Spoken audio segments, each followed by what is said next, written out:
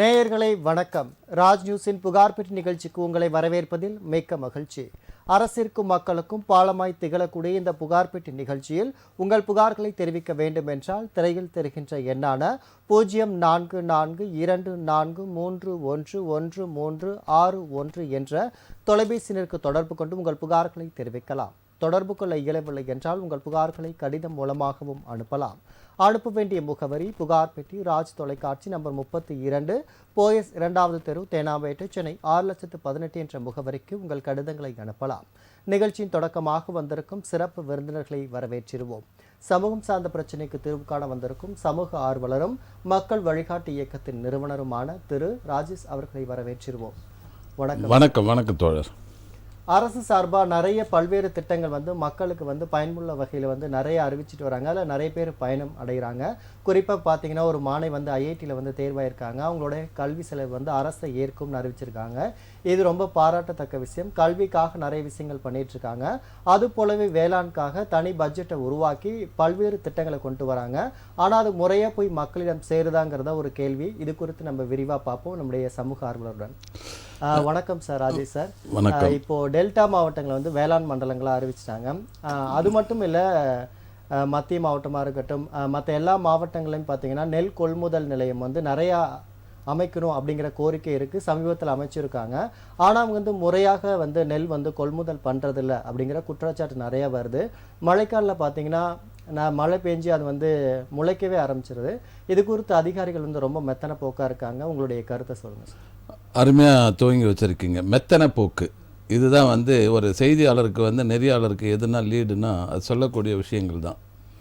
அந்த மெத்தனம் என்பது கடைபிடிக்கிறதுனால தான் அரசுக்கு கெட்ட பேர் ஆகுது.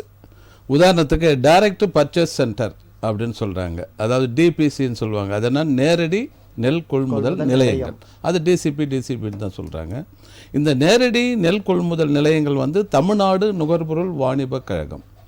இது கீழ்ப்பாக்கம் சென்னை 10 தான் இருக்குது இதனுடைய தலைமை அலுவலகம். இதுதான் நம்முடைய பிடிஎஸ் பப்ளிக் டிஸ்ட்ரிபியூஷன் இருக்குது இல்லைங்களா, அதுக்கு எல்லாத்துக்குமே இவங்க தான் சப்ளை பண்ணுறாங்க. இவங்க நெல் கொள்முதல் பண்ணுறதுலேருந்து அதே போல் ரேஷன் கடைக்கு சப்ளை பண்ணக்கூடிய அத்தனையும், சத்துணவுலேருந்து முதலமைச்சரின் காலை திட்டத்திலேருந்து எல்லாத்துக்குமே இந்த தமிழ்நாடு நுகர்பொருள் வாணிப கழகம் தான்.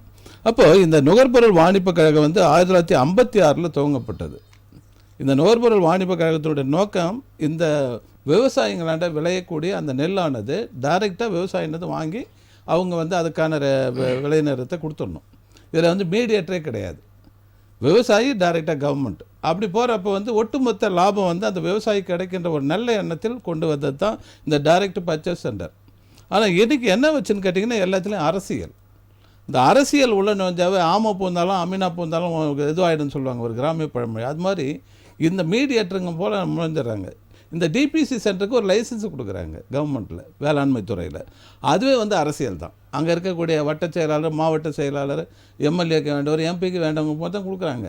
அவர் என்ன பண்ணுவார், அதனுடைய ரூலே என்னன்னு கேட்டிங்கன்னா ஏறக்குறைய 33 சென்டரில் தான் இந்த டிபிசி சென்டர் அமைக்கணும்னு சொல்கிறாங்க கவர்மெண்ட்டு. அதே போல் 100 மெட்ரிக் டன் சேமித்து வைக்கணும், அதை காய வைக்கணும், உலர்களங்கள் இருக்கணும், எந்த பேசிக் கம்யூனிட்டிஸ் இருக்கணும், அதே போல் இன்ஃப்ராஸ்ட்ரக்சர் ஷெட்டுக்கு போட்டிருக்கணும். சார் தொடர்ந்து பேசலாம். அழைப்பாளர் வந்திருக்காங்க. வணக்கம். நிகழ்ச்சியின் முதல் அழைப்பாளர், உங்கள் பெயர் சொல்லுங்கள். என்னுடைய பெயர் பாலசுப்ரமணியன் சார். பாலசுப்ரமணியன், எந்த மாவட்டம்? நாமக்கல் மாவட்டத்திலிருந்து பேசுகிறேங்க சார். என்ன புகாருங்க ஐயா?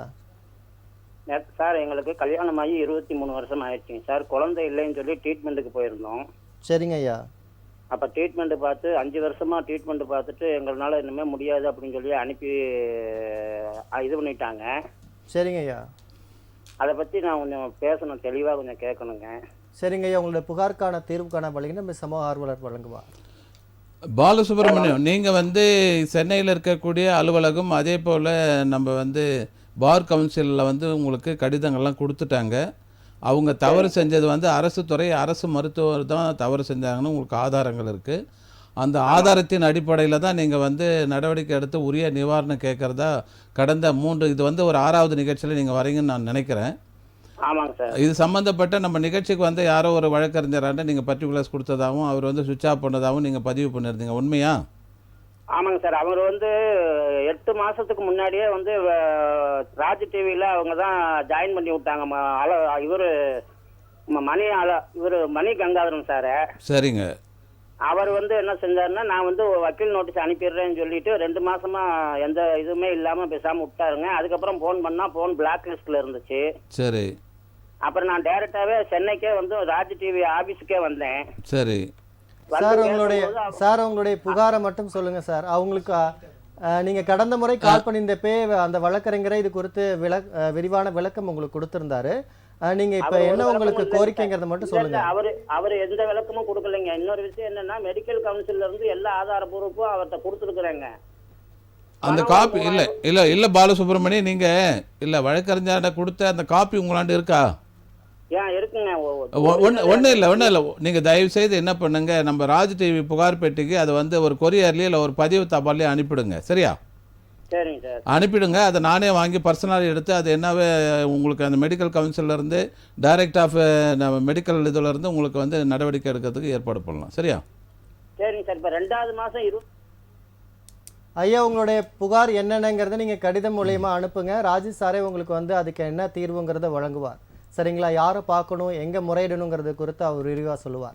நிகழ்ச்சி அழைத்தமைக்கு நன்றி. தொடர்ந்து நிகழ்ச்சியோட இணைந்திருங்கள். நிகழ்ச்சிக்கு பிறகு அவருடைய செல் நம்பரை வாங்கிட்டு கொஞ்சம் பேசிட்டு அவருக்கு இது பண்ணலாம்.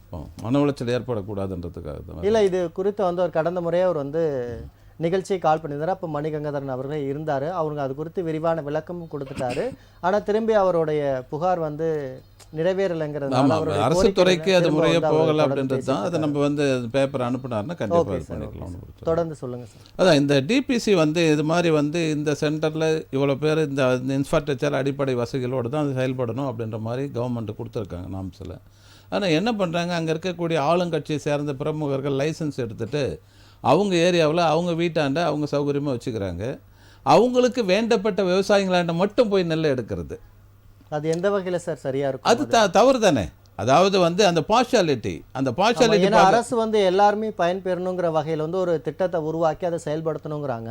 அதிகாரிகளும் அதை கண்காணிக்கிறாங்க. ஆனால் ஒரு சிலர்னால மொத்தமாக அந்த திட்டத்தோடைய நோக்கமே பாழாகுது. இதில் குறிப்பாக சிறு குறு விவசாயிகள் 1 ஏக்கர் 1.5 ஏக்கர் அப்படி வச்சிருக்காங்க இல்லையா, அந்த பாவம் அந்த தொழிலாளிகள்லாம் எடுத்து போய் போடுறதுக்கு முடியல. ஏன்னா கிட்டத்தட்ட 6 மாசமா உங்களுடைய உழைப்பு போட்டு ராப்பகலா போட்டு, ஆனால் கடைசியில் பார்த்தீங்கன்னா அது நெல் அது திரும்பி முளைக்குதுன்னா அப்படிதான் ஆயிப்போகுது. அப்போ அந்த பாதுகாப்பு இல்லை. அதான் அந்த இன்ஃப்ராஸ்ட்ரக்சர் அவங்க சொல்றாங்க இல்லையா, 33 சென்ட் நிலப்பரப்பில் இருக்கணும், 100 மெட்ரிக் டன் சேமிப்பு அது உணர்த்துற அளவுக்கு இருக்கணும், அது பார்க்கப்பட்ட செட்டுங்க போட்டிருக்கணும் அப்படின்லாம் சொல்றாங்க. இப்படிலாம் இருந்துச்சுன்னா தான் அந்த டிசிபி லைசன்ஸே கொடுக்கணுன்றது நாம்ஸ் விதி. ஆனால் இந்த நாம்ஸ் எல்லாமே ஓவர்லுக் பண்ணி அரசியல் கட்சிகள் அவங்களுக்கு சார்ந்தவங்களுக்கு லைசன்ஸ் கொடுக்குறது, அவங்க கிராமத்தில் இருக்க உயர்ந்தவன் தாழ்ந்தவன் ஏழை பணக்காரன் அப்படி பார்ஷியாலிட்டி பார்த்து அதுக்கேற்ற மாதிரி கொள்முதல் பண்ணி அவங்களுக்கு வேண்டியப்பட்ட டெப்டி டைரக்டர், உதவி இயக்குனர், அதே போல் துணை இயக்குனர், அதே போல் இணை இயக்குனர், இது மாதிரி மாவட்ட லெவலில் இணை இயக்குனர் தான் ஜாயின்ட் டைரக்டர் ஆஃப் அக்ரிகல்ச்சர். அவர் தான் எல்லாத்தையும் பண்ணக்கூடியது. இந்த லெவலில் எடுத்துகிட்டு போயிடுறாங்க. இது மாதிரி பிரச்சனைகள் எங்களுக்கு சாதாரணமாக செங்கல்பட்டு மாவட்டத்தில் மதுராந்தகம் பிளாக்கில் இது மாதிரி வந்தது. கோழியாலம், தீட்டாலம், பம்பையம்பட்டு, பாப்பனூர் ஒரு 5 கிராமத்தில் இந்த டிசிபி சென்டரில் எல்லாம் ஊழல் நடக்குது அப்படின்னு சொல்லிட்டு நாங்கள் கல ஆய்வு செஞ்சோம். எங்கள் தோழர்களை வச்சு கல ஆய்வு செய்கிறது 100க்கு 100 உண்மை. அப்போ அதில் பாதிக்கப்பட்டவங்க யாருன்னு கேட்டால் இந்த சிறு விவசாயிங்க தான். 10 ஏக்கர் 5 ஏக்கர் வச்சவங்களும் பாதிக்கப்படல. அவங்களும் நெட் கேஷ் உடனே போகுது. நீங்கள் சொல்கிற மாதிரி அந்த நெல் முளைச்சி போய் நாட்டை பாதிக்கப்பட்டு கண்ணீரும் கம்மலமாக நிற்கலை, இவங்க தான் நிற்கிறாங்க. அப்போ இது மாவட்ட ஆட்சியருடைய கவனத்துக்கு கொண்டுட்டு போனாலும் அந்த மாவட்ட ஆட்சியர் செங்கல்பட்டில் இருக்கிற அருண்ராஜ் ஐஏஎஸ் என்றவர் இதை வாங்கி அதை படித்து கூட பார்க்க மாட்டார். அதை வாங்கி பக்கத்தில் இருக்கிற ஆர்டிஓன்ட்ட கொடுத்துட்றாரு. இந்த நிலையில் தான் இருக்குது. அப்போது இதை உண்மையிலே இந்த அரசு சிறு குறு விவசாயிகளுக்கு வேளாண் பெருமக்களுக்கு நல்லது செய்கின்ற ஒரு எண்ணத்தில் கொண்டு வந்த இந்த திட்டம் பாழடிக்கப்படுது. புகார் கொடுங்கன்னு சொல்லிட்டு இப்போது திங்கட்கிழமைன்னு குறைநாள் கூட்டம் இருக்குது. அது தவிர்த்து ஒவ்வொரு மாவட்டங்களையும் மக்களை தேடி அந்த மாதிரி நிறைய விஷயங்கள் கொண்டு வராங்க. எல்லாமே என்ன நோக்கம்னா அந்த மனுக்களில் என்ன இருக்குது அப்படிங்கிறத படித்து பார்த்து தீர்வு காணணுங்கிறது தான். ஆனால் இது நிறைவேறாத ஒரு நிலையாகவே இருக்குது. நான் வருத்தத்தோடு சொல்கிற நெறியாளருக்கு என்னன்னு கேட்டிங்கன்னா, ஒவ்வொரு திங்கட்கிழமையும் பொதுமக்கள் குறை தீர் கூட்டம், அதுக்கு மேலே பார்த்தீங்கன்னா கலெக்டர் பேக்ரவுண்டில் பேக்ராப்பை போட்டிருப்பாங்க, குறை தீர் கூட்டம், பொதுமக்கள் குறை தீர் கூட்டம். அதேமாதிரி 15 நாட்களுக்கு ஒரு முறை விவசாயிகள் குறை தீர் கூட்டம், அதே மாதிரி பேனர் இருக்கும். ஓகே சார், தொடர்ந்து பேசலாம். அழைப்பாளர் வந்திருக்காங்க. வணக்கம், ராஜ் நியூஸின் புகார் பெட்டி நிகழ்ச்சி. உங்கள் பெயர் சொல்லுங்கள். மாவட்டத்திலிருந்து குமரன் பேசுகிறேன் சார். குமரன், எந்த மாவட்டம்? தருமபுரி மாவட்டங்க சார். என்ன புகாருங்க ஐயா? சார், இப்போ 2 கிராமத்தை இணைக்கிற சாலை இருக்கு இல்லைங்களா, சொல்லுங்க ஐயா. அது சைடில் கொஞ்சம் நிலம் எக்ஸ்ட்ரா கவர்மெண்ட் எடுத்து விட்டுருக்குங்க பாருங்க. சொல்லுங்க ஐயா. அதை வந்து பக்கத்துல இருக்கிற நிலத்துக்காரர் எல்லாரும் சேர்த்திக்கின்னு பஸ் கூட ஸ்கூல் பஸ் கூட சைடு எடுக்க முடியாத அளவுக்கு எல்லாம் சேர்த்திக்கிறாங்க சார். சரிங்க, உங்களுடைய புகார் என்ன? அதேதாங்க சார். அதை யாரு மூலியமா அந்த நிலத்தை வந்து அளந்து எடுக்க முடியும்? ஓகேங்க ஐயா, உங்களுடைய புகாருக்கான தீர்வுக்கான வழிகளை நம்முடைய சமூக ஆர்வலர் வழங்குவார். குமரன், தர்மபுரியில் எந்த யூனியன் அது? இது Morappur Kadathur union. Kadathur union sir. என்ன யூனியன்? கடப்பூரா? கடத்தூர் யூனியன். கடத்தூர் யூனியனா? நீங்கள் சொல்கிற அந்த இணைப்பு சாலை வந்து கிராமிய இணைப்பு சாலை எந்த பஞ்சாயத்தில் வருது? ராமிமுட்டி பஞ்சாயத்து, இது குருபுரள்ளி பஞ்சாயத்து பிளஸ் சந்தப்பட்டி பஞ்சாயத்து. இந்த 2 கிராமத்துக்கான இது இல்லையா? அந்த பஞ்சாயத்தில் தீர்மானம் போடலையா தோழர்? சார் எல்லாம் பார்த்துட்டேன் சார். இப்போ இது முன்சிப் கூட கூட்டிட்டு வந்து அளந்துட்டோம். ஆனால் பக்கத்து காட்டுக்காரன் விடமாட்டேன்றான். நிலத்துக்கு நேராக இருக்கிறோம், எனக்கு தான் நிலம். என்னுடைய பட்டா நிலத்தில் இருக்குது, என்னுடைய தேவைக்கு நான் எடுத்துக்கினேன். சரி, இது இல்லை, இந்த இணைப்பு சாலை ஆக்கிரமிப்பு சார்ந்து இது வரைக்கும் எந்த நிலையில் யாரை பார்த்து மனு கொடுத்துருக்கீங்க? நாங்கள் வந்து ஆர்டிஓ ஆஃபீஸ் கொடுத்தோங்க சார். அப்புறம் கலெக்டரேட்டில் கொடுத்தோம். அதுக்கப்புறம் பஞ்சாயத்து தலைவர்கிட்ட சொன்னோம். சரி.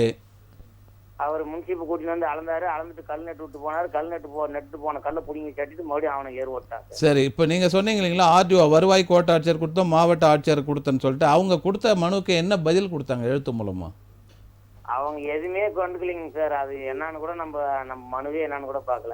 சரி, இதில் 2 விஷயம் இருக்குது தோழர். என்னன்னு கேட்டால், சிட்டா அடங்கல் பதிவேடு இந்த 3 ஆவணங்கள் வைத்திருப்பது அங்கே இருக்கக்கூடிய கிராம நிர்வாக அலுவலர்கள் தான். அந்த கிராம நிர்வாக அலுவலர் அவருடைய வரைபடத்தில் எஃப்எம் கெச்சுன்னு சொல்லுவாங்க. அந்த கெச்சில் பார்த்தீங்கன்னா அந்த வரைபடத்தில் கிராம வரைபடத்தில் எந்த இடத்துல பாட்டை இருக்குது, எந்த இடத்துல பொதுப்பாதை இருக்குது, குட்டை இருக்குது, குளம் இருக்குது அப்படின்ற டீட்டெயில்ஸ் எல்லாமே அவராண்ட தான் கணக்கு இருக்குது.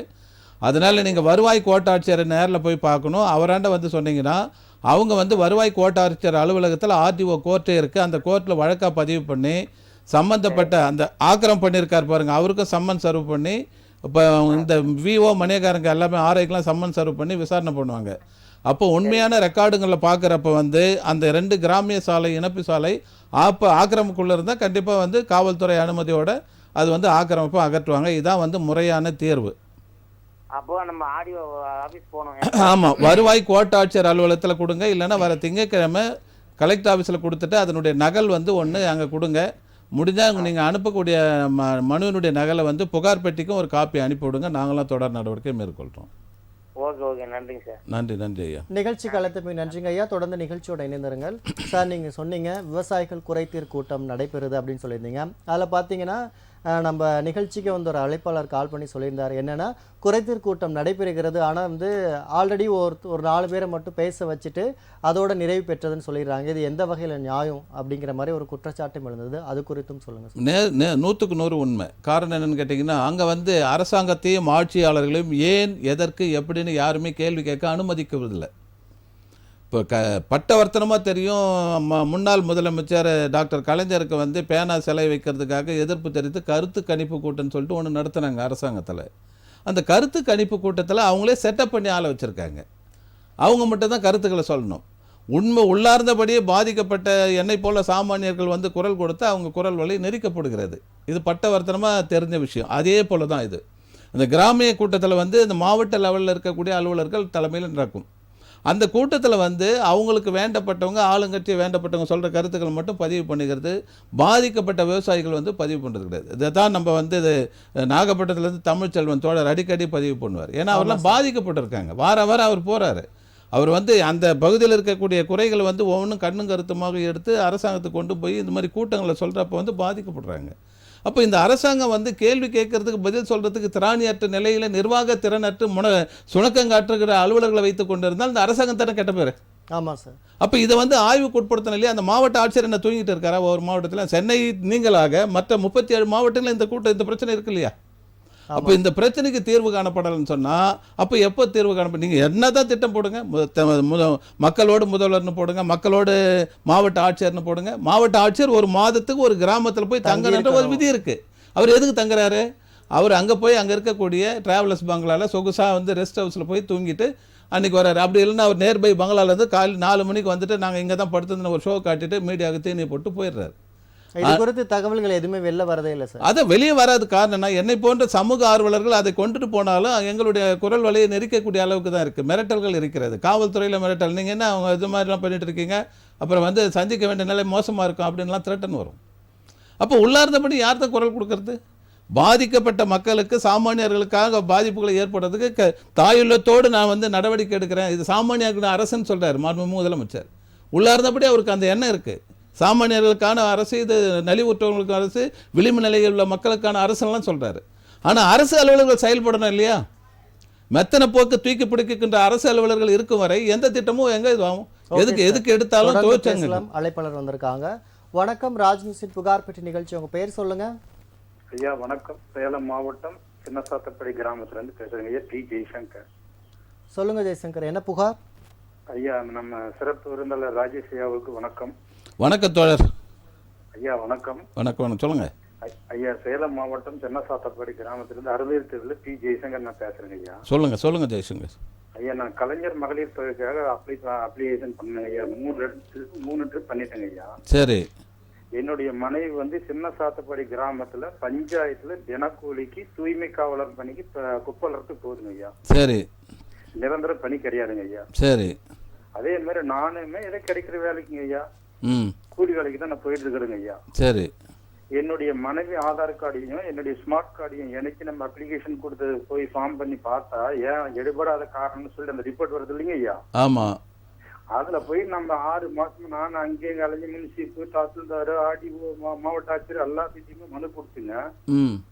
எந்த பிரச்சனையும் இல்லாம நானே சரி உங்களை மாதிரி தெரிஞ்சவங்களை வச்சு ஒருத்தட்டு போய் அது என்ன காரணம், ஏதோ அரசு தொகைப்படுறீங்க அரசு தொகைப்படுறீங்கன்னு சொன்னாங்க ஐயா. சரி. அந்த காரணத்தை எடுக்கும் பொழுது என்னுடைய மனைவியுடைய ஆதார் கார்டு போட்டு நம்ம அந்த இருக்கும்போது எடுப்பதாக இருந்ததுக்கு இந்த குடும்ப அட்டையில் மத்திய மாநில அரசு ஓய்வூதிய நபர் உள்ளவர்னு தவறான ஆப்ஷன் நம்மளுக்கு காட்டுதுங்க ஐயா. ஓ சரி சரி சரி. இதுக்கு நானும் முடிஞ்ச அளவுக்கு போராடுறேங்க ஐயா. 1.5 ஆண்டா. உங்களுக்கு ஆர்டிஓ ஆஃபீஸ் எங்கே வருது தோழர்? மேட்டூருங்க ஐயா. மேட்டூர். தாசில்தார் மேட்டூருங்க ஐயா. சரி. அங்கே வருவாய் கோட்டாட்சியர் அலுவலகத்தில் இதுக்கு வந்து கலைஞர் மகளிர் உரிமை தொகையை கவனிக்கிறதுக்குன்னே ஒரு தாசில்தார் போட்டிருக்காங்க. சரிங்க ஐயா. அவர் SSS தாசில்தார்னு ஒன்று. ஏற்கனவே வட்டாட்சியர் அலுவலகத்தில் இருக்காருங்க, அவர் வேற. சமூக பாதுகாப்பு திட்டம் OAP தாசில்தார்னு சொல்லுவாங்க. ஆனால் அந்த கலைஞர் மகளிர் உரிமை தொகைக்கு ஒவ்வொரு வருவாய் கோட்டாட்சியர் ஆர்டிஓ அலுவலகத்தில் இவர் இருக்காருங்க. உங்களுடைய நிலைப்பாடு நீங்கள் சொன்னீங்க, அந்த இதெல்லாம் எடுத்துகிட்டு போயிட்டு அவரோட ஒரு ஸ்டேட்மெண்ட்டாக நீங்கள் கொடுங்க, புகார் மனுவை கொடுங்க இந்த வாரத்தில். கொடுத்துட்டு அதனுடைய மனுவனுடைய நகல் நம்ம புகார் பெட்டிக்கு அனுப்பி விடுங்க, நாங்களாம் அதை ஃபாலோ பண்ணுறோம்.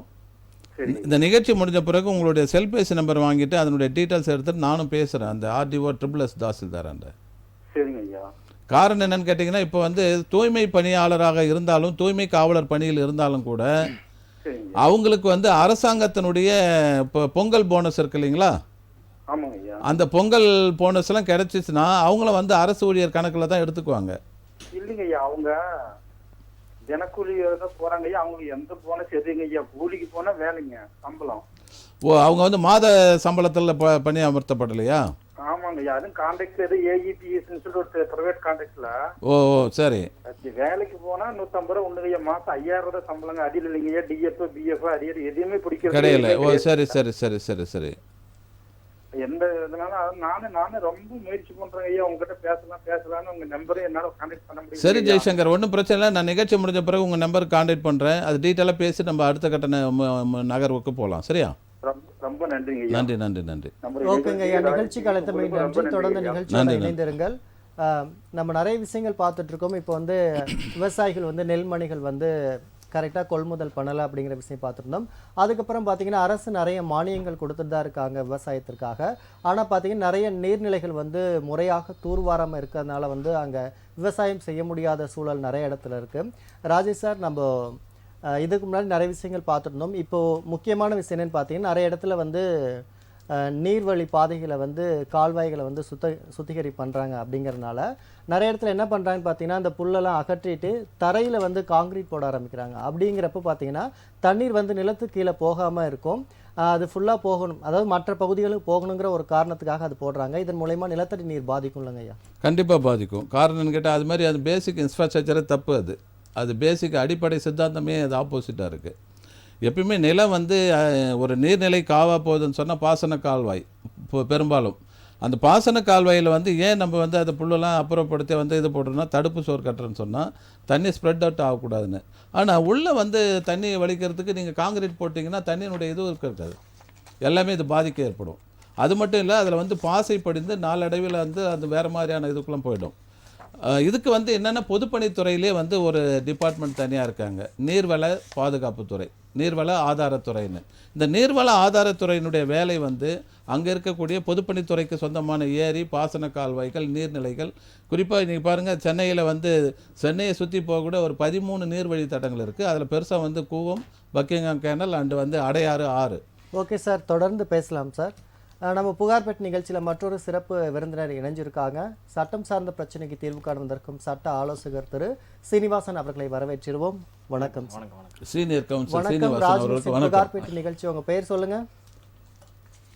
கோபால்சாமின்னு சொல்றேன். எந்த மாவட்டங்க ஐயா? திருவண்ணாமலை. என்ன புகாருங்க ஐயா?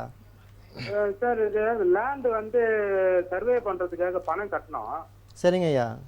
அது இப்ப சர்வே பண்ணதுல வந்து தப்பா சர்டிபிகேட் கொடுத்துருக்காங்க. சரிங்க ஐயா.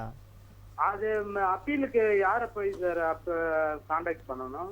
ஓகேங்க ஐயா, உங்களுடைய புகாருக்கான தீர்வுக்கான வழிகளை நம்முடைய சட்ட ஆலோசகர் வழங்குவார். Okay sir. வணக்கம் சார். வணக்கம் சொல்லுங்க. இதுக்கு கொடுத்து எவ்வளோ நாள் ஆகுது சார்? சார் ஆயிடுச்சு சார், ஒரு 45 நாள் ஆகுது சார். 40 நாள் ஆகுது. இல்லை, இப்போ நீங்கள் வந்து எந்த இடத்துல தாசில்தார் கிட்ட கொடுத்துருக்கீங்களா? ஆமா சார், இப்போ ஆன்லைன், இப்போ தமிழ் நிலம்னு சொல்லிட்டு ஒரு ஆன்லைன் இருக்கு இல்லைங்களா, சரிங்க கட்டுறது.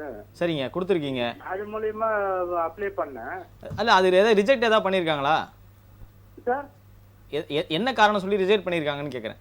ரிஜெக்ட் பண்ணல சார், வந்து இப்போ காலதாமதப்படுத்துறாங்க. கொடுத்து காலதாமதப்படுத்துறாங்கன்னு சொல்றீங்க சார். சரியா கேட்கல சார் நீங்க பேசுறது. ஐயா, இப்போ நீங்கள் கொடுத்துருக்கீங்க, பட்டாக்காக கொடுத்துருக்கீங்களா? பட்டா இல்ல சார், சர்வே பண்றதுக்காக. சர்வே பண்ணுறது கொடுத்துருக்கீங்க, ஆனால் இப்போ வரைக்கும் எதுவும் அதுக்கு ஆக்ஷன் எடுக்காமல் இருக்காங்க. இல்ல சார், வந்து இப்ப நில அளவையெல்லாம் பண்ணிருக்காங்க. சரிங்க. ஆனா வந்து நிலம் அளந்ததுக்கு வந்து அதுக்கு உண்டான சான்றிதழ் கொடுக்கல. சான்றிதழ் கொடுக்காம இருக்காங்க. ஒரு நம்பர் கொடுத்துருக்காங்க, ஒரு நம்பர் கொடுக்கல. சரிங்க. நீ ஒரு நம்பர்ல வந்து பாதி தான் அளந்திருக்காங்க, முழு நில அளவு அளந்த மாதிரி கொடுத்துருக்காங்க. அளக்காமே அளந்த மாதிரி கொடுத்துருக்காங்களா சார்? இல்ல, அளக்காமே அளந்த மாதிரி கொடுத்துருக்காங்களா இல்ல பாதி? கரெக்ட். சரிங்க. அப்படி அளக்காம எப்படி கொடுக்க முடியும்? அப்ப அது சரியா வராது. ஆமா சார், அதுக்குதான் இப்போ அப்பீலுக்கு யாரு சார் நம்ம வந்து கான்டாக்ட் பண்ணணும்? நீங்க தாசில்தார் கிட்டே முறையிடலாம் சார். அப்படிங்களா? தாசில்தார் கிட்ட தாராளமா முறையிடலாம். அவருக்குள்ள தான் இவர் வேலை பாக்குறாரு. சர்வேயர் வந்து இடத்த அளக்கிறதுக்கு. நீங்க திங்கக்கிழமை அந்த குறைதீர்ப்பு முகாம்ல நீங்க கலெக்டர் கிட்டயும் கொடுக்கலாம், கூட சிசி வச்சு தாசில்தாருக்கும் கொடுக்கலாம் நீங்க தாராளமா. சரிங்க சார். நீங்க சொன்ன இந்த சங்கதிகளை தெளிவா வரையறை செஞ்சே கொடுங்க சார். ஒரு டவுட் சார். சார், இப்போ அப்பா வந்து ஒரு லேண்ட் விஷயமா கோர்ட்ல வந்து வழக்கு நடந்திருந்தது. சரிங்க. 1980 வந்து தீர்ப்பு கொடுத்துருக்காங்க. சரிங்க. இப்போ அது வந்து இப்போ அதை வந்து இப்ப ஜட்ஜ்மெண்ட் வாங்கிட்டேன்னு அவர் வாங்கி வீட்டுல பூட்டி வச்சுட்டு இருக்காரு. இப்ப அப்பா காலம் ஆயிட்டாரு. சரிங்க. இப்ப நான் அதை மூவ் பண்ண முடியுமா சார்? அதை எடுத்துட்டு போயிட்டு பண்ணலாம் சார். பண்ணலாம். நீங்க என்ன பண்றீங்க, ஃப்ரெஷ்ஷா ஒரு ஆர்டர் காப்பி வாங்குங்க, அப்ளை பண்ணி. ஹலோ சார், நான் சொல்றது உங்களுக்கு கேக்குதா? விட்டு கேக்குது சார். சரிங்க. எந்த நீதிமன்றத்துல உங்களுக்கு ஆர்டர் வந்துச்சோ அந்த ஆர்டர் காப்பி புதுசா அப்ளை பண்ணி வாங்குங்க. இன்னைய தேதியில. சரிங்க. அதை சீல் போட்டே கொடுப்பாங்க, இந்த தேதியில கொடுத்தோன்ட்டு. அதை கொண்டு போயிட்டு நீங்க உரிய சார்பாதிரி அலுவலகத்துல அதை ரிஜிஸ்டர் பண்ணலாம். ஆமா. நீங்க வந்து என்ன பண்ணணும் அப்படின்னா, அப்பாவுடைய டெத் சர்டிஃபிகேட், வாரிசு சான்றிதழ், இறப்பு சான்றிதழ் மற்றும் வாரிசு சான்றிதழ் இதெல்லாம் வச்சுக்கிட்டு, நாங்க வந்து அவருடைய வாரிசு, அவர் இது மாதிரி இறந்துட்டாரு, எங்களுக்கு ஃபேவரா கோர்ட்ல நீதிமன்றம் ஆர்டர் ஆயிருக்கு, இந்த ஆர்டர் ரிஜிஸ்டர் பண்ணி கொடுக்க சொல்லி நீங்க வந்து உங்களோட உரிய சார்பாதிரி அலுவலகத்தை போய் நீங்க நாடுனீங்கன்னு சொன்னா உங்களுக்கு பண்ணி கொடுப்பாங்க. கோபால்சாமி, எந்த தாலுக்கா நீங்க? Sir, Tiruvannamalai sir. நான் லாஸ்ட் முறை கூட உங்க வீட்டுல பேசிருக்கேன் சார். சரி, ஓகே. நீங்க என்ன பண்ணுங்க, ஏடி சர்வேன்னு அங்க கலெக்டர் ஆபீஸ்ல இருப்பார் ஒருத்தர்.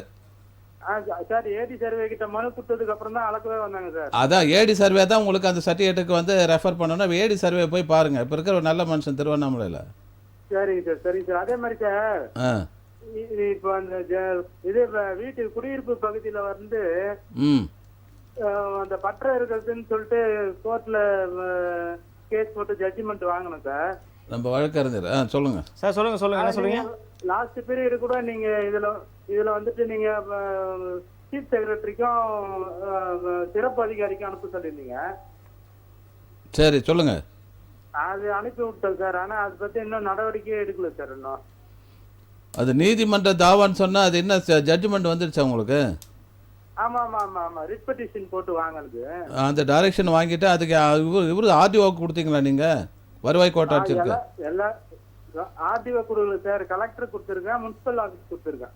நீங்கள் ஆர்டிஓக்கு கொடுங்க. அது வந்து இதில் வருமா? இது என்ன சொல்கிறது, அது வந்து சிட்டியில் வருதா? அது நகராட்சியில்? ஆமா ஆமா நகராட்சியில் வருது. அப்போ டவுன் சர்வே டிஎஸ்ஓன்னு இருப்பார் பாருங்க, அவரை போய் பாருங்க நீங்கள். டிஎஸ்ஓ பார்த்தாக்கா டிஎஸ்ஓ எனக்கு தெரியாதுன்றார் சார்.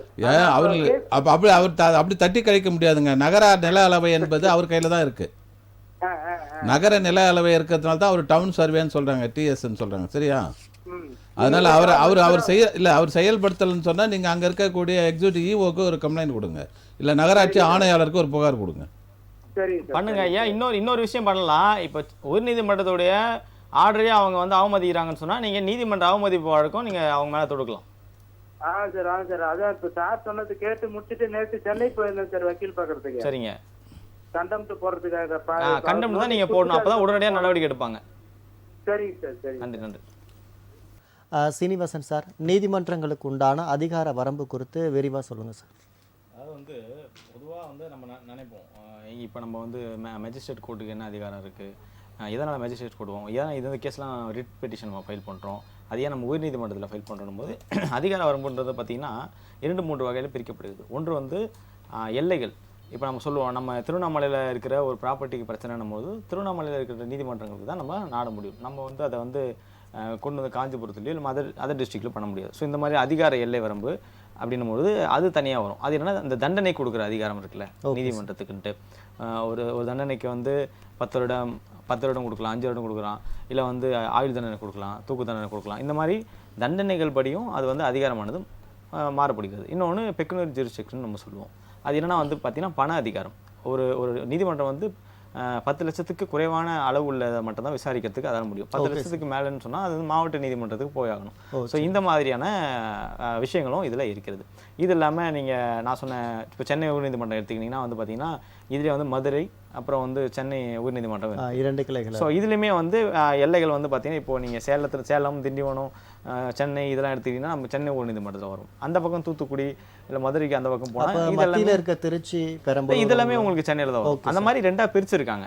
ஏன்னா சென்னை உயர்நீதிமன்றத்தால் மிகப்பெரிய அளவில் இருக்கிற இந்த டெரிட்டரி ஜூரிஸ்டிக்ஷனை கவர் பண்ண முடியாதுன்றனால தான் உங்களுக்கு கிளை வந்திருக்கு. இன்னும் வேற என்னென்ன நீதிமன்றங்கள் சார் இருக்குது? இப்போ நுகர்வோருக்கும் தனியாக நீதிமன்றம் இருக்குது. அந்த மாதிரி இப்போ நுகர்வோர் நீதிமன்றம் இருக்கிறது. இது வந்து நுகர்வோர் சம்பந்தமான இந்த சர்வீஸ் பிரச்சனைகள் இந்த மாதிரி வரும்போது பண்ண முடியும். இப்போ ஃபேமிலி கோர்ட் இருக்குது. அது வந்து குடும்ப நல நீதிமன்றம். குடும்பத்தில் நடக்கின்ற பிரச்சனைகள், நம்ம விவாகத்து வழக்குகளோ இல்லை குழந்தைகளை யார் வைத்துக் கொள்வது, அதை பராமரிப்பு செய்வது, மனைவி மற்றும் குழந்தைகளை பராமரிப்பு செய்வது கொண்டான இந்த மாதிரி விஷயங்களும் வருகிறது.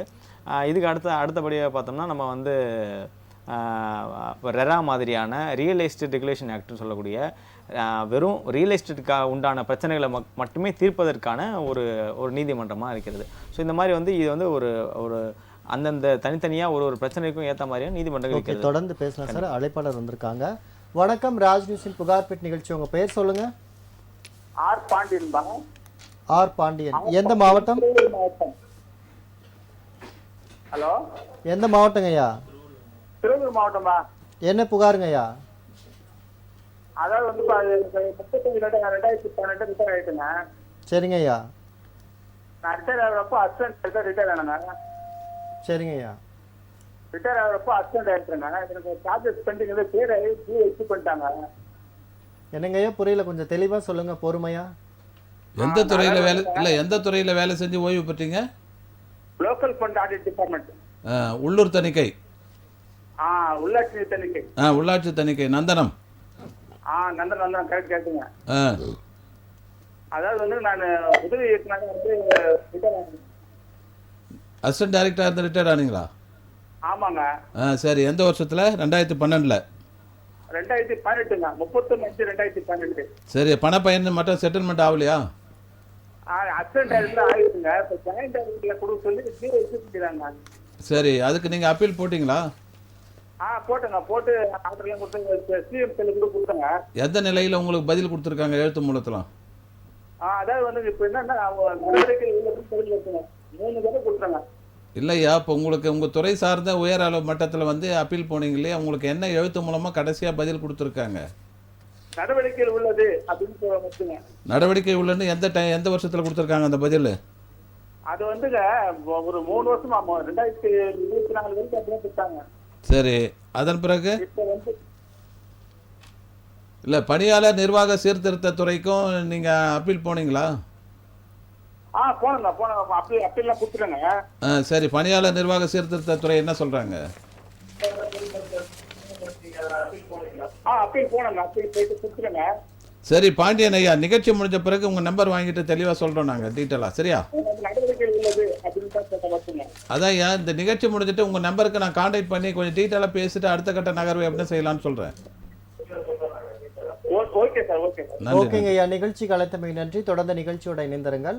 சீனிவாசன் சார், நம்ம நீதிமன்றங்கள் குறித்து விரிவாக பார்த்தோம், உங்களுடைய கருத்தை சொல்லுங்கள். அதுதான் இப்போ நான் வந்து சொல்லியிருந்தேன்ல, இந்த பெக்குனரி ஜூரிஸ்டிக்ஷன் சொன்னேன், இந்த பொருளாதாரம் சம்பந்தமான விஷயங்கள் என்னும்போது பொருளாதாரத்துக்குன்னு தனித்தனி அந்த பொருளாதாரத்துடைய உதாரணத்துக்கு வந்து அது சிவில் சூட்டாக இருக்கலாம். சூட்டுனா எடுத்திங்கன்னா ஒரு நிலம் சம்பந்தமாக நம்ம விசாரிக்கும் போது நிலத்தோட வேல்யூ பார்ப்போம்.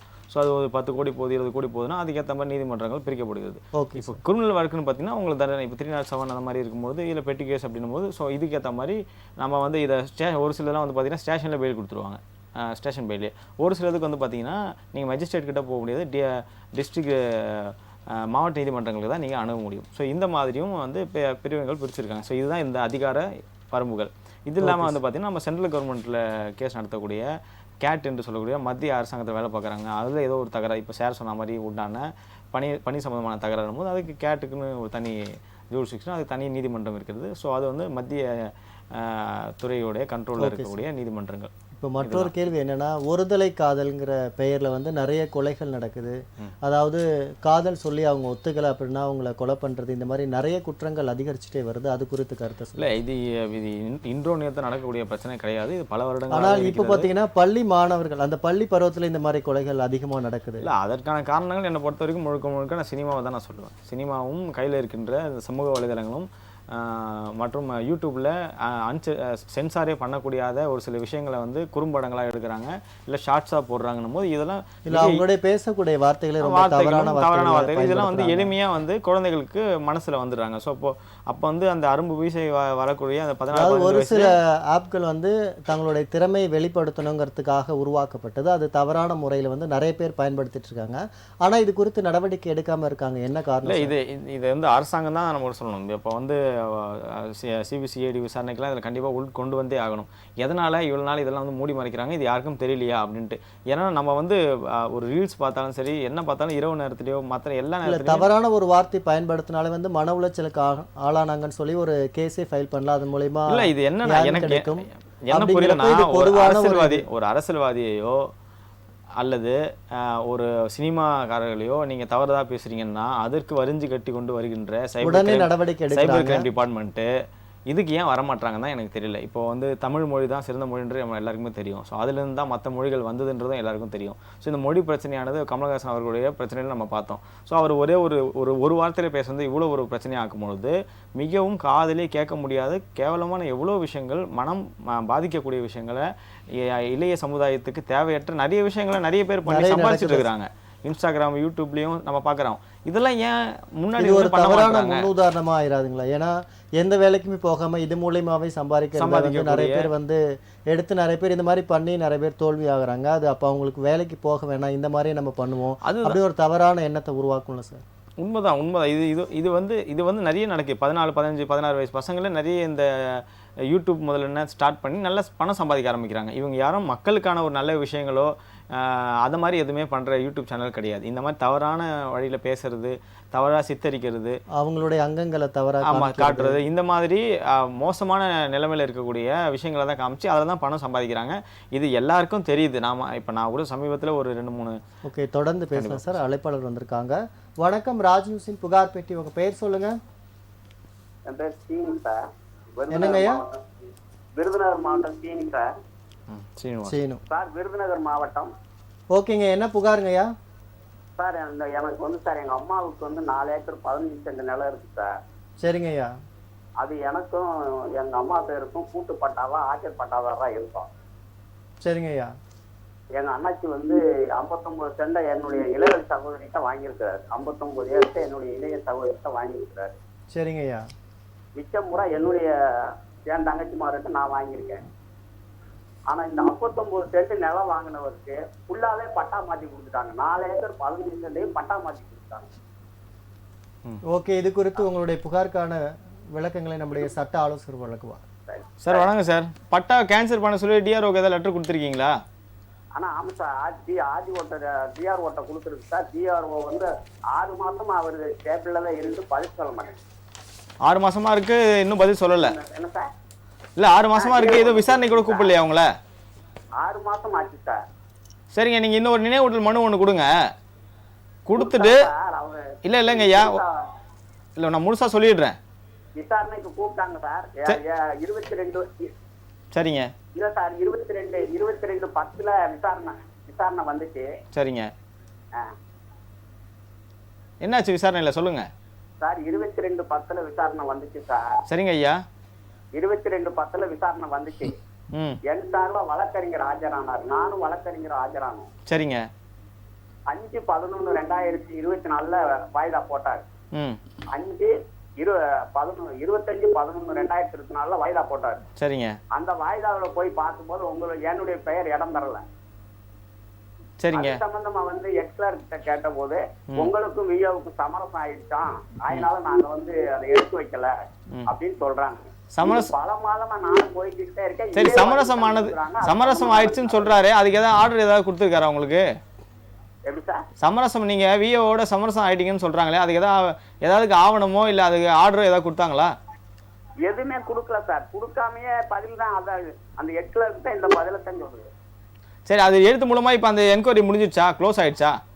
இன்னும் என்கொயரியே முடியல சார். சாட்டா ஒண்ணு போட்டு விடுங்கன்னு சொன்னாரு. ஆர்டிஓ பிஏ வந்து சாட்டா ஒரு முடியல சார். அது நான் வந்து இதை வச்சே எடுத்துட்டேன். உங்க 2 பேருக்குள்ள காம்பன்சேஷன் ஆயிடுச்சு. சரி, நான் உங்க நிகழ்ச்சி முடிச்சுட்டு நான் உங்களை கூப்பிடுறேங்க ஐயா. இது கொஞ்சம் தெளிவா பேசணும். நிகழ்ச்சி முடிச்சுட்டு நான் உங்களை கூப்பிடுறேன். Hello sir. ஐயா, நிகழ்ச்சி முடிஞ்சதுக்கு அப்புறம் உங்களை தொடர்பு கொண்டு பேசுவாங்க, சரிங்களா? நிகழ்ச்சி கலைத்தமைக்கு நன்றி. தொடர்ந்து நிகழ்ச்சியோட இணைந்துருங்க ஐயா. அதாவது புகார்பெட்டி நிகழ்ச்சி கடிதம் ஒன்று வந்திருக்கு, அது குறித்து பார்ப்போம் சார். அண்ணாதுரைங்கிறவர் அனுப்பியிருக்காரு. எங்கன்னு பார்த்தீங்கன்னா மேல புதுக்குடி கிராமம், அம்மன் புதூர் அஞ்சல், திருச்செந்தூர் தாலுக்கா, தூத்துக்குடி. அவங்க என்ன அனுப்பியிருக்காங்கன்னு பார்த்தீங்கன்னா, தூத்துக்குடி மாவட்டம் திருச்செந்தூர் தாலுக்கா மேல புதுக்குடி கிராமத்தில் உள்ள அருஞ்சுனை காத்த ஐயனார் திருக்கோவிலை இந்து அறநிலைத்துறையின் கீழ் கொண்டு வருவது சம்பந்தமா அவங்க கடிதம் அனுப்பியிருக்காங்க. அவங்க பல்லடத்துல வசித்து வராங்க. அவங்க அப்பா இறந்துறாரு. அதாவது இந்த கோயிலுக்கு வந்து 8 பேர் வந்து பங்குதாரர் இருக்காங்க. இது வந்து அரசு புறம்போக்கு இடத்துல இருக்குது. அதை சுற்றி பார்த்தீங்கன்னா வனத்துறை கட்டுப்பாட்டில் இருக்குது. இந்த இடத்துக்கு பார்த்தீங்கன்னா அதாவது திருச்செந்தூர் முருகன் கோவிலுக்கு வரவங்க எல்லாருமே பெரும்பாலானோர் இந்த கோவிலுக்கும் போகிறாங்க.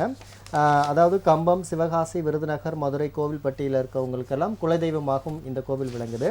இந்த கோவிலுக்கு வந்து 8 நபர்கள் வந்து உரிமை, அதாவது இந்த கோவில் கட்டினதுலேருந்து அவங்க உரிமையில் இருக்காங்க போல். அதில் இவரும் ஒருத்தர் வந்து நமக்கு கடிதம் அனுப்புறோட அப்பாவும் இருந்திருக்காரு. அவர் இப்போ இறந்துட்டார். ஆனால் இந்த கோவிலுக்கு வரக்கூடிய நகைகள் எல்லாமே பார்த்தீங்கன்னா 600 பவுன். இதை வந்து தனியார் வங்கியில் வந்து அடகு வச்சு அதன் மூலயமா அமௌண்ட் எடுக்கிறது, அதில் உள்ள உண்டியலை உடைச்சி அதில் உள்ள அமௌண்ட் வந்து தன்னுடைய சொந்த செலவுக்கு பயன்படுத்தி இந்த மாதிரி நிறைய புகார் சொல்லியிருக்காரு. இது வந்து இந்து சமய அறநிலைத்துறை கீழ் வந்து கொண்டு வரணுங்கிற கோரிக்கையும் வச்சுருக்காரு சார். இது குறித்து உங்களுடைய கருத்து சொல்லுங்கள் சார். இதே நிகழ்வு தான் வந்து கோயம்புத்தூர் மாவட்டம் சூலூர் பகுதியில் இருக்கக்கூடிய ஒரு ஓவல்ராய பெருமாள் திருக்கோயில் அப்படின்னு சொல்லிட்டு, அது வந்து சூரியகுல பங்காளிகள் ஒரு 300 குடும்பத்தை சேர்ந்தவங்க அது மெயின்டைன் பண்ணிட்டுருக்காங்க.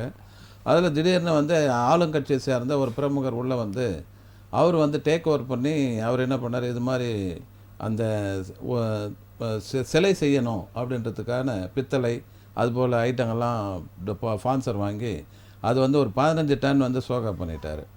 அதே போல் கோயிலுக்காக பிரார்த்தனை பண்ணக்கூடிய பக்தர்கள் கொடுக்கக்கூடிய பொன் நகைகள்லாம் எடுத்து அது வந்து ஒரு 150 சவரன் சோகா பண்ணிட்டார். இந்த பிரச்சனை அவங்க எடுக்கப்போ அவர் ஆளுங்கட்சியை சேர்ந்தனால எம்எல்ஏ தெரியும், லோக்கல் மினிஸ்டர் தெரியும்னு இந்த மற்ற 300 சூரியகுல பங்காளிகள் மேலே அவர் சார்ஜ் பண்ணி லோக்கலில் போலீஸ் ஸ்டேஷனுக்கு லஞ்சத்தை கொடுத்து பண்ணிட்டார். அப்போ இந்த நிகழ்வு எங்கள் மக்கள் வழிகாட்டி இயக்கத்துக்கு வரப்போ நாங்கள் அது கள ஆய்வு செய்து நடவடிக்கை உட்படுத்தணும். அது சம்மந்தப்பட்ட ஹெச்ஆர்என்சி இந்த அறநிலைத்துறை கட்டுப்பாட்டு கொண்டு வரணும்னு சொல்லிட்டு கோரிக்கை வச்சுருக்கோம். இப்போ சம்மந்தப்பட்ட இணை ஆணையாளர் மற்றும் உதவி ஆணையாளர் கோயம்புத்தூரில் வந்து நடவடிக்கை உட்படுத்தியிருக்காங்க. அதே பேட்டர்ன் தான் இது. இவங்க வந்து ஆணையாளர் இந்து சமய அறநிலைத்துறை ஆணையரகம், உத்தமர் காந்தி சாலை, நுங்கம்பாக்கம், சென்னை 6,39,34க்கு அவங்க ஒரு அப்பீல் போடலாம். இல்லைன்னு சொன்னால் அங்கேயே வந்து தூத்துக்குடி தானே அது தூத்துக்குடி மாவட்டத்தில் இணை ஆணையாளர்னு இருக்கார், டிஸ்ட்ரிக்ட் வைஸ் ஆஃபீஸர், அவருக்கு வந்து ஒரு மனு கொடுக்கலாம். இது அவங்களுக்கு முடியலன்னு சொன்னால் அங்கே இருக்கக்கூடிய மாவட்ட ஆட்சியர் அலுவலகத்தில் திங்கள் தோறும் குறை தீர்க்கும் நாளில் கொடுத்தாங்கன்னா அது வந்து HRNCக்கு நடவடிக்கை உட்படுத்தலாம். இது ஒரு பக்கம். அவங்க வந்து இதெல்லாம் களவாடிட்டாங்க அப்படின்னு சந்தேகப்பட்டால் அந்த பாதி யார் இருக்காங்களோ அவங்க மேலே வந்து காவல்துறையிலே அவங்க புகார் கொடுக்கலாம். நான் அதுக்கான உரிய சாட்சியங்கள் இருக்கணும். அப்படிலாம் இருந்துச்சுன்னா அது எஃப்ஐஆர் ஃபைல் பண்ணி துரித நடவடிக்கை எடுக்கிறதுக்கு வாய்ப்புகள் இருக்குது. அவங்க செல் நம்பர் இருக்குது அந்த லெட்டரில் இருக்குது சார். இருந்துச்சுன்னா அந்த கடித நிகழ்ச்சி முடிஞ்ச பிறகு அவங்களோட பேசிட்டு இந்த ஆலோசனை கூடுதலாக நம்ம சொல்லலாம். ஓகே சார், தகவலுக்கு நன்றி சார். சீனிவாசன் சார், இப்போது விவசாயிகள் வந்து நிறைய பிரச்சனைகள் சந்திச்சு வராங்க. அவங்க முறையீடுனா நீதிமன்றம் அவங்களுக்குன்னு தனியாக இருக்கா, இல்லை காமனான நீதிமன்றத்தில் அவங்க முறையிடலாம்? இல்லை, இது வரைக்கும் அக்ரிகல்ச்சர் நீதிமன்றம்னு எதுவும் தனியாக கிடையாது. பட் வந்து ஏன்னா அவங்க தான் நிறைய நெருக்கடிகளை சந்திக்கிறாங்க. அவங்களுக்கான உரிய விலை கிடைக்க மாட்டேங்குது, நெல்மணிகள் எல்லாமே வந்து வீணாக போகுது. அதெல்லாம் பார்த்தீங்கன்னா நிறைய கால்வாய்கள் மூலிமா அவங்க ஏரியாவுக்கு வந்து விவசாயம் செய்ய முடியாத சூழல் இருக்குது, தண்ணி வராதனால. குறித்து விரிவாக பார்ப்போம் சார். அழைப்பாளர் வந்திருக்காங்க. வணக்கம், ராஜ்நியூஸின் புகார்பேட் நிகழ்ச்சி. உங்கள் பேர் சொல்லுங்கள். ஹலோ ஐயா, உங்கள் பேர் சொல்லுங்கள். சார், என் பேர் வேலுச்சாமிங்க. வேலுச்சாமிங்களா? எந்த மாவட்டம்? திருச்சி மாவட்டம், மணப்பாறையிலேருந்து பேசுகிறேங்க. என்ன புகாருங்க ஐயா? இதுங்க, இந்த அப்பா அம்மா வந்து இப்போ பையனுக்கு தான செட்டில்மெண்ட் நிலம் எழுதி கொடுத்தாங்க. சரிங்க ஐயா. வீடு சொல்லுங்க ஐயா. வீட்டை எழுதி வாங்கிட்டுங்க, அவங்க பையன் பராமரிக்காம விட்டாரு. சரிங்க ஐயா. அது கலெக்டர் ஆஃபீஸ்ல மனு கொடுத்து ஆர்டிஓ மூலியமா ரத்தாயிடுச்சுங்க. சரிங்க ஐயா. அது மறுபடியும் பையன் மேல்முறையீடு பண்ணி ஹைகோர்ட்ல கேஸ் போட்டு அவருக்கு சாதகம் ஆயிடுச்சுங்க. அவங்க வீடு இல்லாம, முதியோர் அப்பா அம்மா வீடு இல்லாம இருக்காங்க. ஓகேங்க ஐயா, இது குறித்து உங்களுடைய புகாருக்கான தீர்வுக்கான வழிகளை நம்முடைய சட்ட ஆலோசகர் வழங்குவார். ஐயா வணக்கம் ஐயா. சார் வணக்கம் சார். சென்னை உயர்நீதிமன்றத்தில் நீங்கள் திரும்ப செகண்ட் அப்பீல் பண்ணலாம். அதில் சார் நீங்கள் அதிலே திரும்ப மேல்முறையீடு பண்ணலாம் ஐயா. அதில் அப்படிங்களா சார்? ஆமாம், சென்னை உயர்நீதிமன்றத்தில் இப்போ அவர் ஆர்டர் வாங்கியிருக்காருன்னா நீங்கள் தெளிவாக இவங்களோட இன்கம் சொல்லுங்கள். அவங்களுக்கு என்ன வருமானம் இருக்குது, இது மட்டும் தான் வருமானம். இப்போ ஒருவேளை அந்த வீடை வாடகை விட்டாலும் அவங்களுக்கு வந்து வசதி வாய்ப்புக்கு செஞ்சுக்கலாம், அவங்களோட அடிப்படை தேவைகளை பூர்த்தி செஞ்சுக்கலாம். இல்லை வீடே இல்லைனாலும் அந்த வீட்டில் நான் இருக்கிறதுக்கான எனக்கு வழிமுறைகள் இருக்கிறது, என் மகன் என்னை கவனிக்கல, இதெல்லாம் நீங்கள் தெளிவாக சொல்லியே நீங்கள் செகண்ட் அப்பீல் நல்லா கிரவுண்ட்ஸோடு நீங்கள் ஃபைல் பண்ணுங்கள். அப்படி புரியுதுங்களா ஐயா? புரியுதா நான் சொல்கிறது? ஏன்னா இது நீதிமன்றத்தில் மட்டும் தான் செய்ய முடியும். முன்னெல்லாம் வந்து பார்த்தீங்கன்னா வெறுமனே ரிஜிஸ்டர் ஆஃபீஸில் போய் இதை கேன்சல் பண்ணிடுவாங்க. அப்படி பண்ணக்கூடாது, செட்டில்மெண்ட் டீடுன்னு சொல்லிட்டு நிறைய ஆர்டர் சென்னை உயர்நீதிமன்றம் கொடுத்துருக்குது. அதே நீதிமன்றம் குழந்தைகள் வந்து பெற்றோரை பாதுகாக்கலன்னு சொன்னால் அதை செட்டில்மெண்ட் வந்து கேன்சல் பண்ணலாம்னு சொல்லி ஆர்டர் கொடுத்துருக்காங்க. நீங்கள் அதனால் உரிய ஆவணங்களோட கரெக்டான காரணங்களோட நீங்கள் வந்து செகண்ட் அப்பீல் ஃபைல் பண்ணலாம், இரண்டாவது மேல்முறையீடு. அப்படிங்களா சார்? ஆமாம். சரிங்க சார், உங்க நம்பர் எதுவும் கிடைச்சீங்கன்னா கொஞ்சம் நிகழ்ச்சி முடிஞ்சதுக்கு அப்புறம் தொடர்பு கொள்ளுவாங்க ஐயா. சரிங்களா? நீங்கள் முதல் மேல்முறையீடு இதில் பண்ணலாம். ஓகேங்க, நிகழ்ச்சி கலைச்சதுக்கு நன்றி. தொடர்ந்து நிகழ்ச்சியோட இணைந்திருங்கள். வேலுச்சாமி, நீங்க இந்த முதியோர் பாதுகாப்பு சட்டம்னு ஒன்று இருக்கு, அந்த சட்டத்தின் கீழே வந்து இவர் வந்து அவங்களுடைய பேரண்ட்ஸ், பாதிக்கப்பட்ட பேரண்ட்ஸ் மகன் மேலே வழக்கு தொடரலாம். அதுக்கு வந்து சம்மந்தப்பட்ட ஆர்டிஓ தான் ஆஃபீஸரு. அது நடவடிக்கை உட்படுத்தி உண்மைன்னு சொன்னால் அவர் 7 வருஷம் சிறை தண்டனைக்கு உட்படுத்துறதுக்கு அந்த சட்டத்தில் இடம் இருக்கு. Okay sir. சீனிவாசன் சார், இப்போ விவசாயிகளுக்கு வந்து அவங்களுடைய குறைகளை தீர்க்கறதுக்கு விரைவான வழி கிடைக்கும்னா யாரை சார் அணுக முடியும்? இப்போ சார் சொன்ன மாதிரி கலெக்டர் ஆஃபீஸ்லையும் நீங்கள் மற்ற இடத்துல புகார் கொடுக்குறீங்க. ஸோ அப்படி உங்களுடைய நடவடிக்கை எடுக்கலாம். நீங்கள் அதெல்லாம் வச்சு ரிட் பெட்டிஷன் ஃபைல் பண்ணலாம். நீங்கள் அதான் துரிதமாக நடவடிக்கை எடுக்கிறதுக்கு பண்ணலாமே தவிர மற்றபடி விவசாயிகளுக்கும் தனி நீதிமன்றங்கள் கிடையாது. அதில் உள்ளே உரிய சட்ட திட்டங்கள் மூலமாக நீங்கள் வந்து சென்னை உயர்நீதிமன்றம் நீங்கள் தாராளமாக ஆகலாம். இல்லை மாவட்ட நீதிமன்றங்களையும் நீங்கள் எந்தெந்த அதிகாரிகள் இப்போ கால்வாய் தூர்வாரல் அப்படின்னும் போது நீங்கள் அது கரெக்டான ஆவணங்களோட நீங்கள் வந்து புகார் தருவீங்க, நடவடிக்கைகளும் நீங்கள் தாராளமாக நீதிமன்றத்தை நீங்கள் செல்லலாம். இப்போ எனக்கு தெரிஞ்சு இப்போ ஜூன் மாதம் வந்துருச்சு. இப்போ வந்து இந்த டெல்டா பகுதிகளில் தண்ணி வரக்கூடிய இந்த காலகட்டமானது இப்போது நடைபெற உள்ளது. ஸோ வந்து கண்டிப்பாக எல்லா கால்வாய்களும் சின்ன சின்ன இந்த காவிரிலேருந்து பிரியக்கூடிய சின்ன சின்ன ஆறுகளும் எல்லாமே தூர்வாரி இருந்தால் மக்கள் எல்லாருமே ரொம்ப சிறப்பாக இருக்கும். ஏன்னா பெரும்பாலும் மானாவாரியான நிலங்கள் தான் அதிகமாக இருக்கும். ஸோ கண்டிப்பாக எல்லாமே வந்து இந்த காவிரிலேருந்து வரக்கூடிய இந்த தண்ணியை நம்பி தான் இந்த டெல்டா பகுதி விவசாயிகள் இருக்கிறாங்கன்னும் போது இது வந்து இன்னைக்கு நேற்று நடக்கக்கூடிய ஒரு விஷயம் கிடையாது. காலகாலமாக இந்த மக்கள் இந்த தண்ணியை தான் நம்பி இருக்கிறாங்கன்னும் போது, விவசாயத்தை தான் நம்பி இருக்காங்கன்னும் பொழுது அரசாங்கம் மற்றும் விஏஓ உள்ளிட்ட தாசில்தார் உள்ளிட்ட விரைந்து வந்து இதை செயல்படுத்தி ஆகணும். ஏன்னா ஏழ்மையான விவசாயிகளாக தான் இருக்காங்க. இப்போ சமீபத்தில் 2 நாட்களுக்கு முன்னாடி தஞ்சாவூர் போயிருந்தேன். நாகப்பட்டினம்லாம் போயிருந்தேன். ஸோ சுற்றுப்பயணம் மாதிரி ஒரு வேலையாக போயிருக்கும்பொழுது அங்கே பார்க்குறேன் பெரும்பாலுமான ஏழ்மையான விவசாயிகள் இந்த தண்ணியை இங்கே வரக்கூடிய இந்த ஆற்றை நம்பி தான் அவ்வளோ பேரும் விவசாயத்துக்காக இப்போ தயார் நிலையில் இருக்கிறாங்க. அப்படின்னும் பொழுது மக்களுக்காக மக்களுக்கான அரசாங்கம்னும் போது அரசாங்கம் தான் இதை முன்னாடி நின்று எல்லா அரசு இயந்திரமும் செயல்படுதா அப்படின்னு முன்னாடி களத்தில் நின்று பார்க்கணுன்னு நான் கேட்டுக்கிறேன். ஸோ வந்து இப்போ சமீபத்தில் ஸ்டாலின் அவர்கள் வந்து அவரோட தொகுதிக்கு போயிட்டு வந்தார். அந்த மாதிரி போகிற நேரத்தில் அமைச்சர்ல ஒரு எம்எல்ஏவும் அவங்களோட தொகுதிக்குள்ளே போயிட்டு முக்கியமாக இந்த மாதிரி டெல்டா பகுதிகளுக்கு கண்டிப்பாக நெற்களஞ்சம் என்று சொல்லக்கூடிய தஞ்சாவூர் போன்ற இந்த மாதிரி முக்கியமான இடங்களில் போயிட்டு நம்ம வந்து ஆய்வு மேற்கொண்டு பண்ணணும்னு சொன்னோம்னா மிகப்பெரிய ஒரு சிறப்பான நல்லா இருக்கும். நன்றி. வணக்கம், ராஜ்மிஷன் புகார் பெட் நிகழ்ச்சி. உங்க பேர் சொல்லுங்க. உங்க பேர் சொல்லுங்கய்யா. என்னங்கய்யா? ஐயா, தொலைக்காட்சி பார்த்து பேசாதீங்க சரிங்களா? அப்ப நாங்க பேசுறது உங்களுக்கு கேட்காது, நீங்க பேசுறது எங்களுக்கு கேட்காது.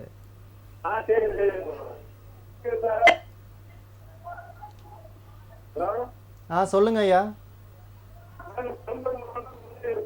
ஐயா, நீங்க பேசுறது சரியா கேட்கல, கொஞ்சம் தள்ளி வந்து பேசுறீங்களா?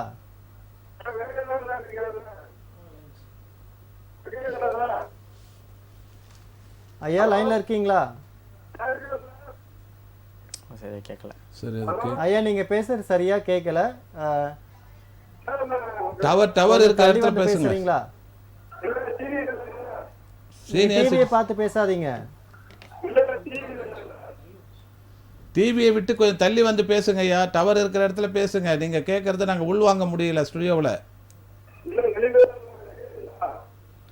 ஓகேங்க ஐயா, நிகழ்ச்சி முடிஞ்சதுக்கு அப்புறம் உங்களை தொடர்பு கொண்டு பேசுவாங்க சரிங்களா? நிகழ்ச்சி முடிஞ்சிட்டு உங்க நம்பரை வாங்கிட்டு உங்களுடைய பிரச்சனை என்னன்னு நாங்க தீர்வு சொல்றோம் ஐயா. ஓகே ராஜேஷ் சார், இப்போ நீர்நிலைகள் எல்லாமே பார்த்தோம். இப்போ திருப்பத்தூர் மாவட்டத்தில் உள்ள இறைச்சி கூடத்தில் வந்து முறையாக வந்து அங்கே எந்த பணியுமே எந்த பாதுகாப்பு ஃபெசிலிட்டி எதுவுமே செஞ்சு கொடுக்கறதில்ல. அந்த இறைச்சி கழிவுகளை கொட்டக்கூடிய கால்வாய் கூட தூர்வாரப்படாமல் இருக்குது. தண்ணீர் தொட்டி கூட முறையாக இல்லாமல் அந்த தண்ணீர் தொட்டியிலேருந்து பக்கத்தில் ஆரம்ப சுகாதார நிலையத்துக்கு தண்ணீரெல்லாம் எடுத்துகிட்டு போயிடுறாங்க. நிறைய பாதிக்கக்கூடிய விஷயங்கள் இருக்குது, நோய் தொற்று ஏற்படும் அபாயம் இருக்குதுன்னு அங்கே உள்ள பணியாளர்களாக சொல்கிறாங்க. ஆனால் கரெக்டாக அதற்கான தொகை மட்டும் நகராட்சியிலேருந்து வந்து வாங்கிட்டு போயிடுறாங்க. ஆனால் எங்களுக்கு தேவையான வசதிகள் எதுவுமே பண்ணி கொடுக்கறலங்கிற குற்றச்சாட்டு வச்சுருக்காங்க. அது குறித்து சொல்லுங்கள்.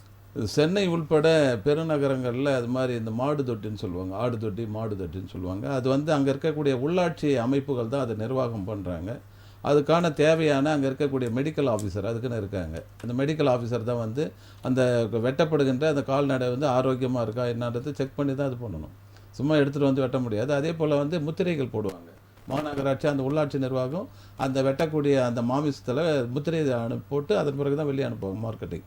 இவ்வளோ நடைமுறைகள் பாதுகாப்பாக செயல்படுகின்ற ஒரு நிலை. அதே போல் அங்கே இருக்கக்கூடிய அந்த கழிவுகளை அப்புறப்படுத்துவது சுகாதார ஆய்வாளர், அங்கே ஒரு சானிட்டரி இன்ஸ்பெக்டர் போட்டிருக்காங்க, ஆய்வாளர்னு போட்டிருக்காங்க. அவர் வந்து ஆய்வுப்படுத்துவார். அதே போல் சுகாதார அலுவலர்கள் இருப்பாங்க. இந்த நிலைகள்லாம் இருக்குது. இதுக்காக தான் அவங்க வந்து கட்டணத்தை வந்து நகராட்சிக்கு செலுத்துகிறாங்க. அப்படி இருக்கிற சமயத்தில் மாசு ஏற்படுகிறது, நோய் தொற்று ஏற்படுகிறதுனா அங்கே இருக்கக்கூடிய சானிட்டரி இன்ஸ்பெக்டர் என்ன அவருடைய கடமையை செய்யலைன்னு அர்த்தம். அதே போல் மாசு ஏற்படுதா பொல்யூஷன் கண்ட்ரோல் போர்டு வந்து அங்கே ஆய்வுக்கு உட்படுத்தலைன்னு அர்த்தம். அப்போது ஒன்று செயின் லிங்கோடு தான் சார்ந்து இருக்குது. இது அரசு துறைகள் என்பது ஒரு துறை மட்டும் கிடையாது. ஒரு பில்டிங் கட்டணும்னு சொன்னோம்னா அதில் பொதுப்பணித்துறையிலேருந்து எலக்ட்ரிக்கல் டிபார்ட்மெண்ட்லேருந்து ரெவன்யூ டிபார்ட்மெண்ட்லேருந்து ஃபயர் டிபார்ட்மெண்ட்டு இப்படி ஒரு 15 டிபார்ட்மெண்ட்டு எல்லாம் சேர்ந்து வந்து தான் அந்த பில்டிங்கை உருவாக்க முடியும். அதுபோல தான் இந்த வந்து நகராட்சிக்குள்ளே இருக்கக்கூடிய இந்த ஆட்டு தொட்டியோ மாடு தொட்டியோ மாடு வெட்டுறதோ ஆடு வெட்டுறதோ இருக்கக்கூடிய இதுகளில் வந்து பாதுகாப்போடு செய்யணும். அந்த டேனரிங் இருக்கும். இப்போ சென்னை குரோம்பேட்டை பல்லாவரம்லாம் போய் பார்த்தீங்கன்னா தோல் பதனிடக்கூடிய டேனரி இருக்கும். அதுவே வந்து 1008 இன்ஃப்ராஸ்ட்ரக்சர் போட்டு 1008 ரூல்ஸை போட்டு பசுமை தீர்ப்பாயத்தில் நிறைய தீர்ப்புகள்லாம் இப்போ டைரக்ஷன் கொடுத்து கழிவுகள் வந்து அடையாறு ஆற்றில் விடுறதெல்லாம் வந்து தடுக்கப்பட்டிருக்கு. அப்போ இது எல்லாமே ஆய்வுக்குட்படுத்துறது யாருன்னு கேட்டிங்கன்னா வருவாய்த்துறை, நகராட்சித்துறை, உள்ளாட்சித்துறை மற்றும் பொல்யூஷன் கண்ட்ரோல் போர்டு. இவங்க எல்லாம் அவங்களுடைய கடமையை தவறிவிட்டு கட்டிங் கமிஷன் கரப்ஷன் இதை நோக்கி பயணித்தால் இது மாதிரி தான் இருக்கும். இதை ஆய்வுப்படுத்த வேண்டியது யாருன்னு கேட்டால் அங்கே இருக்கக்கூடிய நகராட்சி முழுமையாக செயல்படுத்தணும். அதே போல் சுகாதாரத்துறை செயல்படுத்தணும். அவங்க வந்து கவனக்குறைவாக இருக்காங்கன்னா அங்கே இருக்கக்கூடிய மாவட்ட ஆட்சியர் என்ன பண்ணி கொண்டு இருக்கார்? அப்போ திருப்பத்தூர் மாவட்ட ஆட்சியருக்கு வந்து இந்த பிரச்சனை தெரியாதா அப்படின்ற ஒரு கேள்வி இருக்கா இல்லையா? அப்போ இந்த உள்ளாட்சி நிர்வாகத்தையும் அங்கே இருக்கக்கூடியதை ஆய்வு பண்ணணும். இப்போ பாருங்கள், இப்போ பக்கத்தில் இருக்கக்கூடிய திருவள்ளூர் மாவட்டத்தில் ஸ்கூலில் வந்து அரசு இது தரம் குறைந்து போச்சு. பப்ளிக் எக்ஸாமினுடைய ரிசல்ட் வந்து போராக இருக்குன்னு சொல்லிட்டு ஆய்வுப்படுத்துகிறாரு. கலெக்டர் போய் கேட்குறாரு, ஷோகாஸ் நோட்டீஸ் விட்றாரு, சிஓ எங்க டிஓ எங்கன்னு கேட்குறாரு. இது மாதிரியான ஒரு சுறுசுறுப்பாக இருக்க முனைப்பு காட்டக்கூடிய அலுவலர்களுடைய எண்ணிக்கை குறைவாக இருக்கிறது. அதே போல் கட்டிங் கமிஷன் கரப்ஷன் வாங்கக்கூடிய அலுவலர்களுடைய எண்ணிக்கை அதிகமாக இருக்கிறது. இது எல்லாத்தையும் பார்த்து கொண்டு தலைமை நிர்வாகம் தலைமை ஆட்சி கட்டில் இருப்பவர் தூங்கி கொண்டிருக்கிறார்கள், வேடிக்கை பார்த்து கொண்டிருக்கிறார்கள். இப்படி இருந்துச்சுன்னா இப்படி தான் இருக்கும்.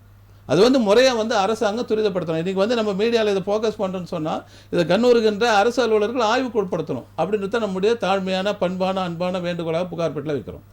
Okay sir. மற்றொரு இது அரசு ஆதி திராவிடர் நல பள்ளிகளில் முறையாக ஆசிரியர்கள் வந்து நியமிக்கவில்லை அப்படிங்கிற ஒரு குற்றச்சாட்டு இருக்குது. பள்ளி தொடங்கி இன்னும் 2 நாளுக்கு மேலே ஆகுமே வந்து ஒரு சில ஆசிரியர்கள் வரவில்லை அப்படிங்கிற புகார் இருக்குது. அங்கே உள்ள பகுதி மக்கள் இதற்கு முன்னால் அங்கே பணியாற்றிய ஆசிரியர் தொடர்பு கொண்டு நீங்கள் வாங்க வந்து இந்த சர்டிஃபிகேட்லாம் கொடுக்கணும், அதாவது உயர்கல்வி போகிறதுக்காக அப்படின்னு கேட்குறப்போ அவங்க வந்து பார்க்குறப்போ ஆசிரியர் இல்லாமல் அந்த பள்ளி வந்து 2 நாளாக செயல்பட்டுருக்கு. இது குறித்து மாவட்ட நிர்வாக தகவல் கொடுத்து அவங்க ஒரு அறிக்கை கொடுக்குறாங்க. அது என்னென்னு பார்த்தீங்கன்னா, மற்ற பள்ளிகளில் உள்ள ஆசிரியர்கள் அந்த ஹாஸ்டலில் இருக்கக்கூடியவங்க வந்து இங்கே ஒரு ஆசிரியர் வந்து போடணும் அப்படின்ட்டு உத்தரவு பிறப்பிச்சிட்டாங்க. ஆனால் அந்த உத்தரவு பிறப்பித்த ஆசிரியர் வந்து அந்த பகுதிக்கு வரவே இல்லை, அந்த பள்ளிக்கும் வரவே இல்லை. ஆனால் இவ்வளவு மெத்தனை போக்கா இப்போ அவங்களுக்கு தெரியணும்ல, நமக்கு இந்த பள்ளியில் வந்து ஆணை கொடுத்துருக்காங்க, நம்ம போய் அங்கே வேலை செய்யணுங்கிறேன்.